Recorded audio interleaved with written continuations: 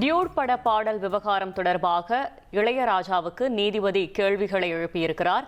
மேலும் விவரங்களை செய்தியாளர் சுரேஷ் வழங்கிட கேட்கலாம். சுரேஷ் வணக்கம். நீதிபதி என்னென்ன கேள்விகளை முன்வைத்திருக்கிறார், முழு தகவலை சொல்லுங்க. வணக்கம்.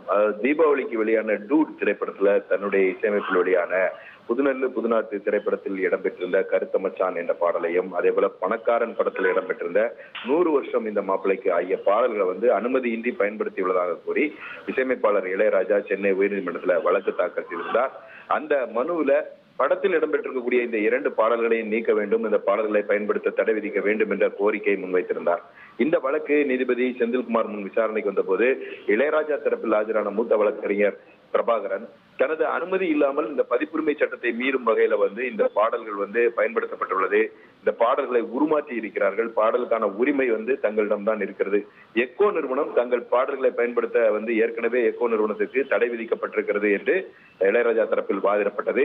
அதே சமயம் டூட் திரைப்பட நிறுவனத்தின் சார்பில் ஆஜரான பாலசுப்ரமணியன் மூத்த வழக்கறிஞர் பாலசுப்ரமணியன் பாடல்களின் உரிமையை எக்கோ நிறுவனத்திடமிருந்து சோனி நிறுவனம் பெற்றிருக்கிறது, சோனி நிறுவனத்திடமிருந்து அனுமதியை பெற்று இந்த பாடல்கள் படத்தில் பயன்படுத்தப்பட்டுள்ளதாக விளக்கம் அளிக்கப்பட்டது.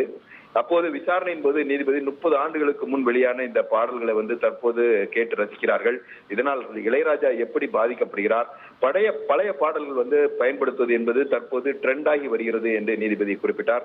அது மட்டுமல்லாமல் படம் திரையரங்கிலும் OTT தளத்திலும் வெளியான பிறகு அதுவரைக்கும் அமைதியாக இருந்துவிட்டு தற்போது இந்த வழக்கை தாக்கல் செய்தது ஏன் என்ற இளையராஜா தரப்புக்கு கேள்வி எழுப்பிய நீதிபதி இந்த மனு மீதான உத்தரவை தேதி குறிப்பிடாமல் தள்ளி வைத்திருக்கிறார். தகவல்களுக்கு நன்றி சுரேஷ். இனி செல்லும் இடமெல்லாம் செய்தி. தந்தி டிவியின் வாட்ஸ்அப் சேனலை ஃபாலோ பண்ணினா செல்ல இருக்கும் இடமெல்லாம் செய்தி. இதோ QR கோட் இப்பவே